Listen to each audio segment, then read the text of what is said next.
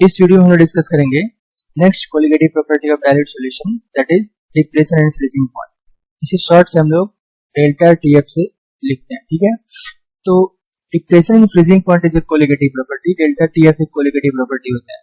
लेकिन उससे पहले हमें समझना होंगे कि व्हाट इज फ्रीजिंग पॉइंट, ठीक है ना। फ्रीजिंग पॉइंट कोलिगेटिव प्रॉपर्टी नहीं है, लेकिन फ्रीजिंग पॉइंट होते क्या है, किसी भी सब्सटेंस के वो टेम्परेचर जिस टेम्परेचर पे उसके लिक्विड फेज और सॉलिड फेज की सेम वेपर प्रेशर हो, उस टेम्परेचर को कहते हैं हम लोग उसका फ्रीजिंग पॉइंट।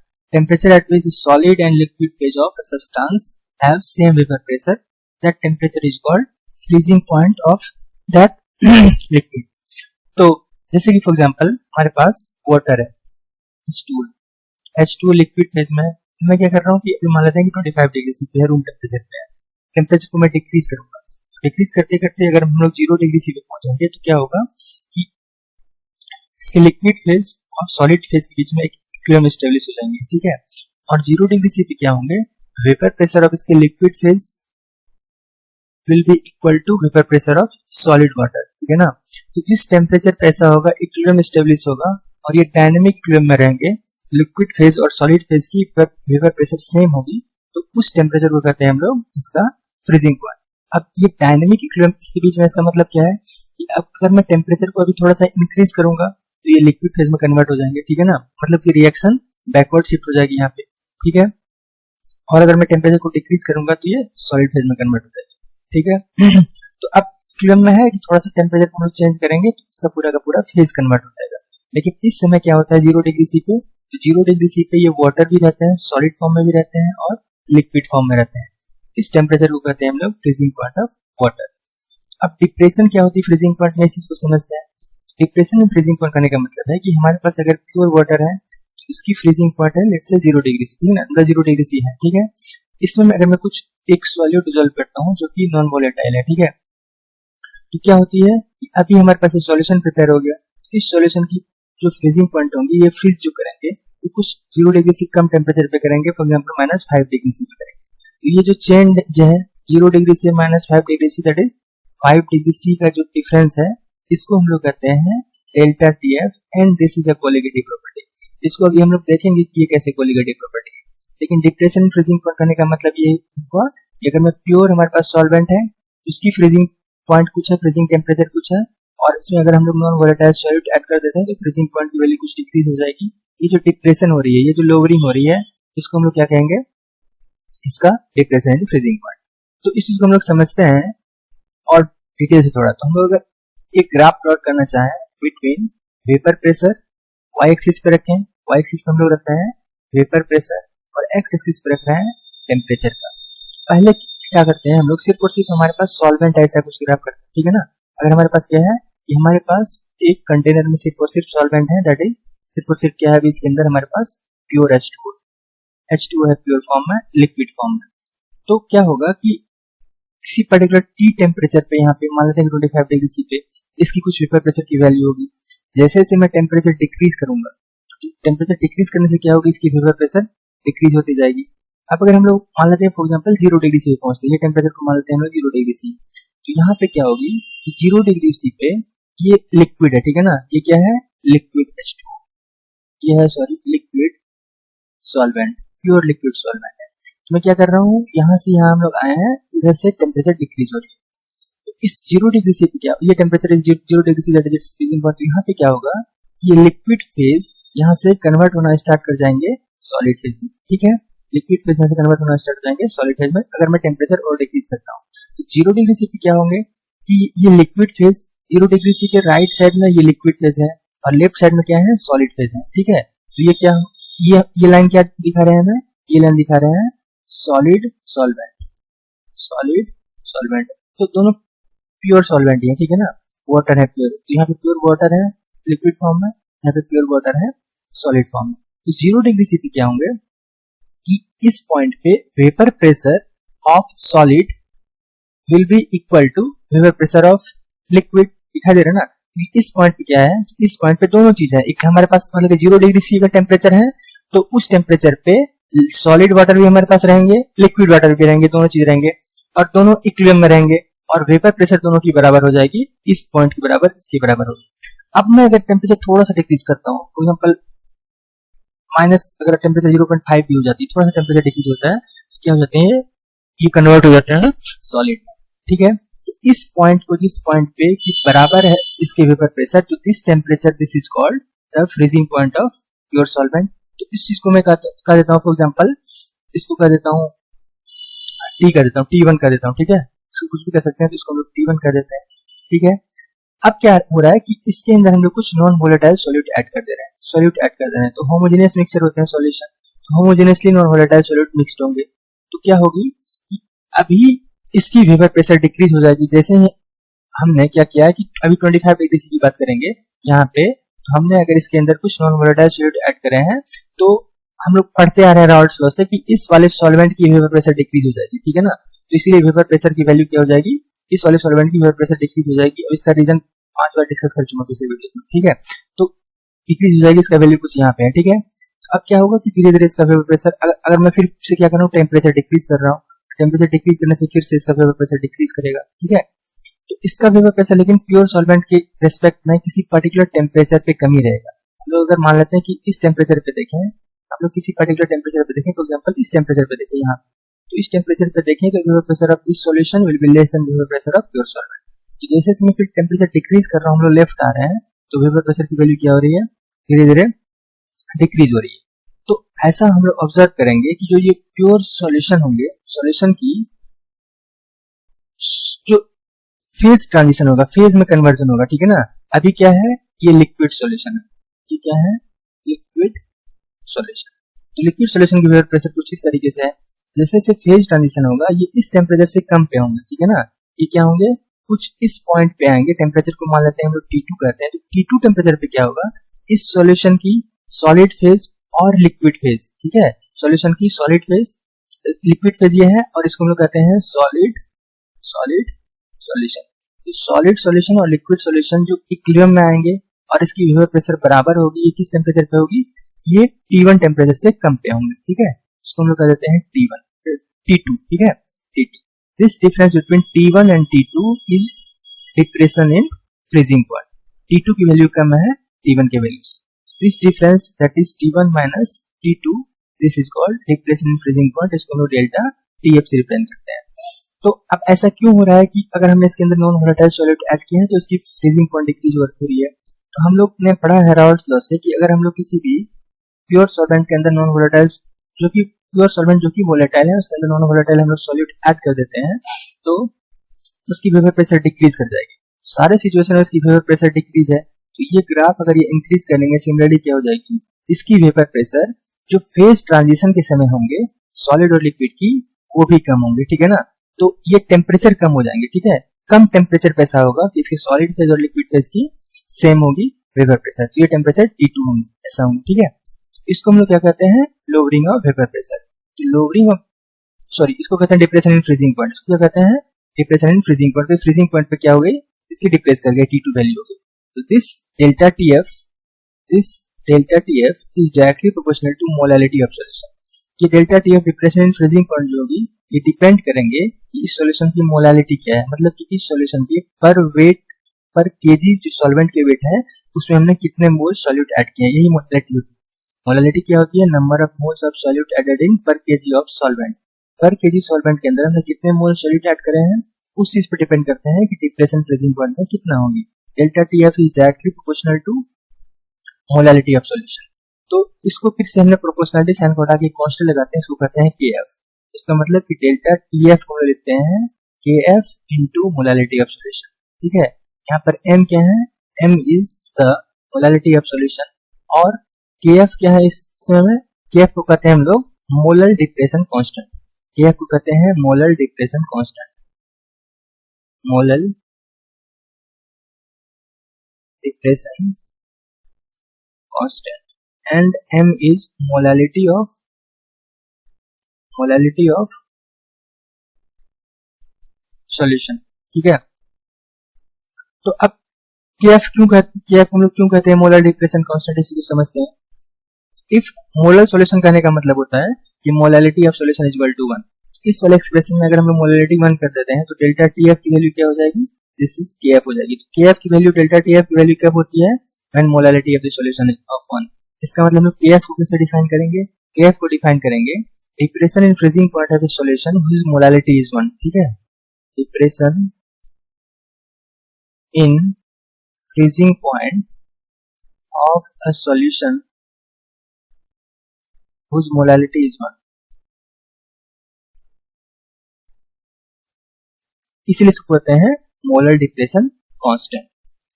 तो अब अगर हम लोग देखेंगे केएफ का यूनिट क्या होगा, तो केएफ का यूनिट क्या होना चाहिए, तो इस वाले एक्सप्रेशन से इस एक्सप्रेशन को हमें ध्यान में रखना है, ठीक है ना। इसको मैं इक्वेशन ए कर देता हूँ यहाँ पे। इस एक्सप्रेशन में हम लोग केएफ को क्या कह सकते हैं, KF is equal to delta TF divide by molality. KF का यूनिट क्या होना चाहिए, what should be the unit of KF, KF के यूनिट होने चाहिए जो डेल्टा टीएफ के यूनिट होंगे डिवाइड बाय जो मोलैलिटी के यूनिट होंगे। Delta TF is change in temperature, इसकी यूनिट क्या होती है, केल्विन या डिग्री सी।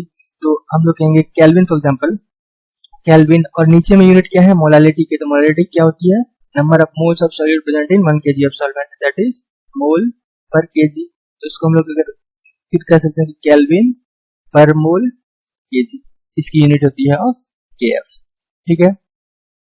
तो ये सारी चीजें हैं डिप्रेशन इन फ्रीजिंग पॉइंट। और एक चीज आपको ध्यान से समझना होगा अभी कि हमने जो ये वैल्यू कैलकुलेट करा है delta TF depression in freezing point, this is theoretical value. ये क्या है, theoretical value, this is theoretical difference in freezing point, theoretical depression in freezing point. तो ये वैल्यू जो है थियोरेटिकल वैल्यू है, ठीक है, ये ऑब्जर्व वैल्यू नहीं है। तो डेल्टा टीएफ थियोरेटिकल है। अगर मुझे डेल्टा टीएफ ऑब्जर्व कैलकुलेशन करना है या एक्सपेरिमेंटल कैलकुलेशन करना है तो ये होते हैं डेल्टा टीएफ जो हमने थियोरेटिकली कैलकुलेट करा है यहाँ पे, ठीक है। इसको हमें एक वैल्यू से मल्टीप्लाई करने होते हैं, एक कांस्टेंट से, उसको कहते हैं आई, एक फैक्टर से मल्टीप्लाई करने होते हैं। ये आई डिपेंड्स अपॉन द सॉल्यूट। इसको हम लोग डिटेल से डिस्कस करेंगे वॉन्ट ऑफ फैक्टर में नेक्स्ट वीडियो में, ठीक है।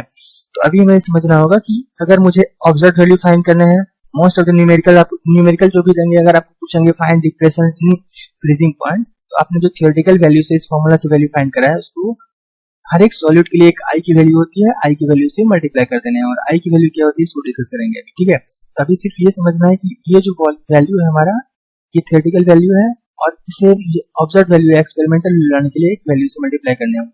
इसका मतलब ऑब्जर्व वैल्यू क्या हो गई, KF इंटू मोलैलिटी इंटू एक कांस्टेंट आई। तो ये क्या हो जाएंगे, डेल्टा TF मतलब डिप्रेशन फ्रीजिंग पॉइंट ऑब्जर्व की वैल्यू, ठीक है। तो न्यूमेरिकल सॉल्व करने के लिए हमें ये वैल्यू को ध्यान में रखने होंगे। आई इज अ फैक्टर, आई क्या है, एक फैक्टर है, एक कांस्टेंट है, डिपेंड्स अपॉन सॉल्यूट। ये किसी पे डिपेंड करती है, ये डिपेंड करती है सॉल्यूट, डिपेंड्स अपॉन सॉल्यूट। इसको डिस्कस से डिटेल हम लोग करेंगे थोड़ी देर में। तो ये चीज हो गई। तो delta TF is equal to KF into M, theoretical depression in freezing point. अब इस पे न्यूमेरिकल कैसे आ सकते हैं, तो न्यूमेरिकल आ सकती है इसके अंदर जो वेरिएबल्स हैं, वेरिएबल में से किसी एक वेरिएबल की वैल्यू में पूछ ले और बाकी सारी चीज की वैल्यू दे दी, ठीक है।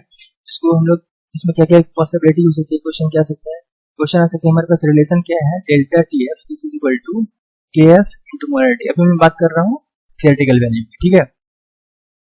तो what is molality, molality is number of moles of solute present in 1 kg of solvent या पर kg ऑफ सॉल्वेंट।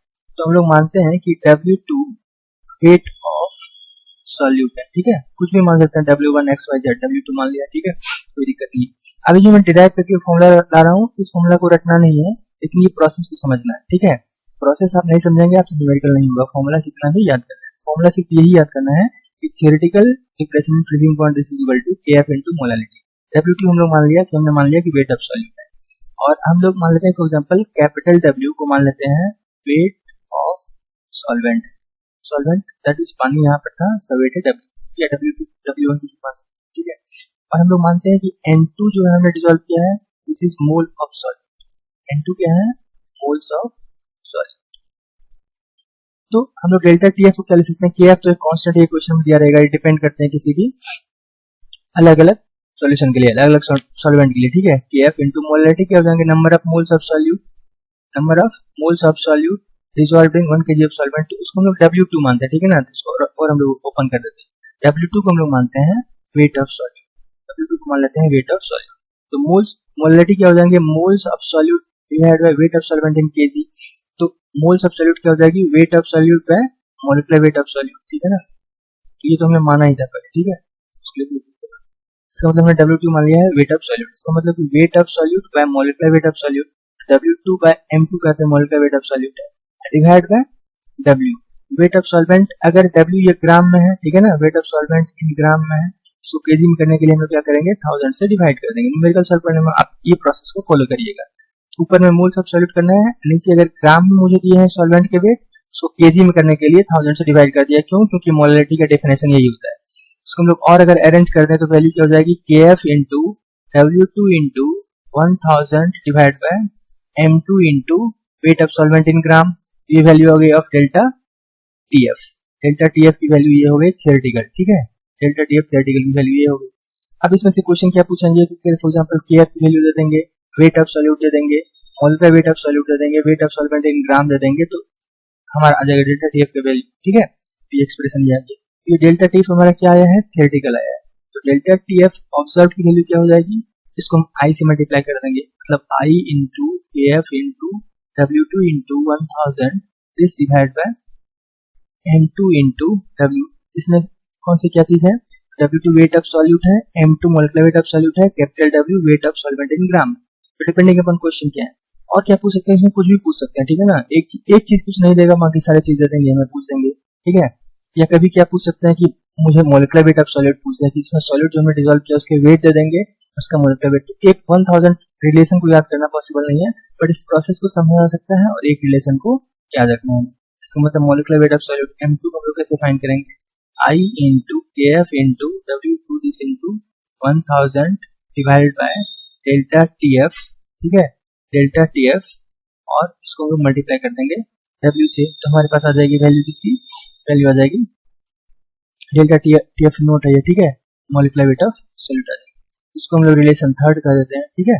तो इस तरीके से n नंबर ऑफ रिलेशन आ सकते हैं, बट स्टार्टिंग हमने कहाँ से किया था, स्टार्टिंग हमने यहाँ से किया था, और हमें पता है कि ये थियोरेटिकल डेल्टा TF है, और I की वैल्यू से मल्टीप्लाई करने में ऑब्जर्व वैल्यू लाने के लिए, और मोलारिटी क्या है इसका डेफिनेशन पता होना चाहिए, तो कोई भी न्यूमेरिकल हो जाएगा। न्यूमेरिकल इस पे आएगा तो इस रिलेशन पे आएगा, और इस पर यही हो सकता है कभी कि डायरेक्टली मोलारिटी नहीं देंगे, ठीक है, डायरेक्टली वेट नहीं देंगे, कभी मोल फ्रैक्शन दे देंगे क्वेश्चन में क्या देंगे कि मोल फ्रैक्शन दे देंगे, या कभी डेंसिटी ऑफ सॉल्यूशन दे देंगे, और उसके परसेंट ऑफ सॉल्यूट दे देंगे बाय वेट।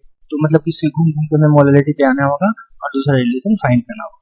मतलब कि सिर्फ इस रिलेशन को हमें याद रखना है, इस रिलेशन को हमें ध्यान में रखना है, और क्या करना है, मतलब कि हमें कौन सा रिलेशन याद करना है, delta TF equal to KF into molarity, और अगर मुझे ऑब्जर्व वैल्यू फाइंड करना है तो इंटू I से मल्टीप्लाई करना है, ठीक है। इस रिलेशन को याद करना है, और बाकी सारी चीज 11th क्लास के स्टोइकियोमेट्री कॉन्सेंट्रेशन को हम लोग पढ़ते हैं, उस चीज क्लियर होना चाहिए, तो फिर कोई न्यूमेरिकल हो जाएंगे इस चीज में, ठीक है। अब हम लोग देखते हैं कि क्यों है delta TF is colligative property. Delta TF एक कोलिगेटिव प्रॉपर्टी है, तो कोलिगेटिव प्रॉपर्टी किसी क्या होती है, किसी सॉल्यूशन की ऐसे प्रॉपर्टी जो डिपेंड करती है सिर्फ और सिर्फ number of particle of solute dissolve इस चीज पे, ठीक है ना। नंबर ऑफ कितने सॉल्यूट पार्टिकल डिसॉल्व है इस चीज पे डिपेंड करती है, कि इस चीज पे डिपेंड नहीं करती है कि सॉल्यूट कौन सा है, उसका नेचर क्या है, ठीक है। तो डेल्टा TF का हमारा रिलेशन क्या आया है, this is equal to KF into molality. What is molality, theoretical की बात कर रहा हूँ। What is molality, molality is number of moles of solute dissolved in per KG of solvent. Per KG solvent में कितने सॉल्यूट के मोल हमने dissolve करे हैं, कितने सॉल्यूट के मोल डिसॉल्व करे हैं, मतलब कितने सॉल्यूट के मॉलिक्यूल डिसॉल्व करे हैं। अगर मॉलिक्यूलर सॉल्यूट है, अगर आयनिक सॉल्यूट है तो कितने सॉल्यूट के हमने आयंस डिसॉल्व करे हैं, मतलब कितने सॉल्यूट के पार्टिकल डिसॉल्व करे हैं, ठीक है ना। रफ वे में सॉल्यूट कितने नंबर ऑफ पार्टिकल डिसॉल्व करे हैं पर केजी सॉल्वेंट में, वही तो होता है मॉलिक्यूल, वही तो होता है मोलालिटी, ठीक है ना। पर केजी सॉल्वेंट के अंदर सॉल्यूट कितने नंबर ऑफ पार्टिकल हमने डिसॉल्व किए हैं, कितने मोल डिसॉल्व किए हैं। ये सिर्फ ये इसी पे डिपेंड नहीं कर रही है कि कौन सी सॉल्यूट, NaCl सॉल्यूट या H2SO4 सॉल्यूट या ग्लूकोज सॉल्यूट या फ्रुक्टोज सॉल्यूट या चीनी सॉल्यूट या क्या सॉल्यूट, ये डिपेंड ये सिर्फ कर रही है जिसका पार्टिकल बता दो तो ही मोलालिटी हो जाएगा। इसका मतलब it only depends upon the number of particle, it means कि delta TF is a colligative property. तो अगर ये क्वेश्चन आए इसका रीजन ये देना है, ठीक है। अब इस पे क्वेश्चन करना है तो क्वेश्चन इसमें हम लोग infinity number of question generate कर सकते हैं on delta TF and delta TV value, ठीक है। बट क्या है कि प्रोसेस, ये प्रोसेस है, इस प्रोसेस से फ्लो होना चाहिए, ठीक है। कोई भी क्वेश्चन हो जाएगा अगर आप इस प्रोसेस में अपने आप डिराइव कर रहे हैं, अपने आप कुछ चीज समझ में आ रही है, delta T F equal to K F into molality, delta T F is theoretical value, हमें अगर ऑब्जर्व वैल्यू फाइंड करना है तो आई से मल्टीप्लाई करना है, ठीक है। इस पे डिटेल से क्वेश्चन आई वाली चीज जो है उसको हम लोग देखेंगे पॉइंट ऑफ फैक्टर के बाद। अभी इस पे मैं एक न्यूमेरिकल लेता हूँ, ठीक है, और आप जो भी बुक है आपके पास उससे क्वेश्चन को सॉल्व करें। एनसीईआरटी से भी कर सकते हैं, एनसीईआरटी में अच्छे क्वेश्चन दिए हुए हैं इस वाले चैप्टर। क्वेश्चन क्या है? क्वेश्चन है 20 gram of a non electrolytic solute is dissolved in 50 gram benzene, lower the freezing point of benzene by 0.4 kelvin. कह रहा है क्वेश्चन में हमारे पास बेंजीन है 50 ग्राम, क्या है सॉल्वेंट, अभी पानी नहीं है, सॉल्वेंट अभी बेंजीन है और इसकी वैल्यू दी हुई है 50 ग्राम। इसमें हम लोग क्या कर रहे हैं, एक सॉल्यूट डिसॉल्व कर रहे हैं 2 ग्राम, और ये सॉल्यूट फ्रीजिंग पॉइंट जो डिप्रेशन हो गई डेल्टा टी एफ, इसकी वैल्यू कितनी है 0.4 केल्विन, ठीक है। तो freezing point depression constant of benzene is इतना, मतलब कि हमें के एफ का वैल्यू दे दिया है, K F is equal to 0.512 unit SI है, मतलब कि ठीक है, सारा चीज सब सही चल रहा है। इसका मतलब find the molar mass of solute, क्या फाइंड हमें करना है, हमें फाइंड करना है मॉलिक्यूलर वेट ऑफ सॉल्यूट। तो कैसे फाइंड होगा, सीधे सीधे हमें फॉर्मूला अप्लाई कर देना है, मतलब क्या हो जाएगा delta T F this is equal to K F into molality. Delta T F का वैल्यू क्वेश्चन में दिया हुआ है कितना 0.4, this is equal to K F का वैल्यू दिया हुआ है 0.512 into what is molality, molality is number of moles of solute dissolved in 1 kg of solvent, that is moles of solute by weight of solvent in kg, that is molality। moles of solute कितने हो जाएंगे, 2 ग्राम solute है, solute की molar weight हम m मान लेते हैं, मुझे m ही फाइंड करना है, divided by weight of solvent in KG, तो 50 ग्राम बेंजीन है, इसको केजी में कन्वर्ट कर देते हैं 50/1000। वही चीज है जो हमारा फॉर्मूला आया था, तो हमने फॉर्मूला यहीं पे फाइंड कर, इस सारे फॉर्मूला को हम लोग याद नहीं कर सकते। इसका मतलब 0.4 this is equal to 0.512 into 2 into 1000 is divided by molecular weight into 50। अगर आपको अभी फॉर्मूला याद होगा तो आप इसी पे सब्स्टिट्यूट कर दिया होगा, ठीक है ना। तो इसका मतलब मॉलिक्यूलर वेट की वैल्यू कितनी आ गई 0.512 into 2 into 1000 this divided by 0.4 into 50, ठीक है। तो अब पॉइंट है, तो इतना हो जाएगा मॉलिक्यूलर वेट, ठीक है, ये हो जाएंगे ग्राम पर मोल। तो अब पॉइंट ये है कि अभी हमारा कभी आई वैल्यू नहीं आया, ठीक है ना, अभी हमारे पास कुछ भी आई वैल्यू नहीं आया, हमने delta T F equal to K F into molality लगा दिया, आई वैल्यू नहीं लगाया। आई वैल्यू अभी नहीं लगाया क्योंकि अभी आई का कुछ मेंशन नहीं क्वेश्चन में नहीं है। सॉल्यूट के बारे में अगर कुछ मेंशन रहे सॉल्यूट के बारे में, तो फिर हम आई का वैल्यू यूज करेंगे कि ये कौन सा सॉल्यूट है। आई का वैल्यू पता करने के लिए हम लोग पढ़ेंगे पॉइंट ऑफ फैक्टर, पता होना चाहिए कि सॉल्यूट कौन से हैं, आयनिक सॉल्यूट है, मतलब कि डिसोसिएट करने वाले हैं या एसोसिएट करने वाले हैं या कुछ नहीं करने वाले हैं या क्या करने वाले हैं। सिर्फ हमारे पास कह रहा है कि अ सॉल्यूट इज डिसॉल्व्ड, ठीक है, नॉन इलेक्ट्रोलाइटिक सॉल्यूट है, मतलब कि अच्छा नॉन इलेक्ट्रोलाइटिक सॉल्यूट ये दिए हुए, मतलब कि सॉल्यूट इलेक्ट्रोलाइट नहीं है, ठीक है। इसका मतलब क्या है, इसके लिए मुझे आई का वैल्यू 1 लेना होगा, ठीक है, इसीलिए हमने आई का वैल्यू 1 लिया है। तो डेल्टा टी एफ का वैल्यू क्या हो गया, ये हो गया। नॉन इलेक्ट्रोलाइटिक मतलब ये ब्रेक नहीं करते हैं, इलेक्ट्रोलाइट क्या होती है जो ब्रेक करती है, ठीक है, और नॉन इलेक्ट्रोलाइट मतलब ब्रेक नहीं करती है और इसका कुछ एसोसिएशन भी नहीं हो रहा है। तो सिंपली अभी समझिए इस क्वेश्चन में आई का वैल्यू 1 था। अदरवाइज अगर क्वेश्चन हम लोग करेंगे इस चीज पे तो आई का हमें ध्यान रखना होगा, यहाँ आई से मल्टीप्लाई करना होगा। और आई कैसे फाइंड करते हैं जल्दी इस नेक्स्ट वीडियो में देखते। इस तरीके से आप क्वेश्चन प्रैक्टिस करिए और ज्यादा फॉर्मूला में गैप करना है, हमें प्रोसेस समझने हैं, कोई भी क्वेश्चन इस पे हो जाए। Thank you for watching.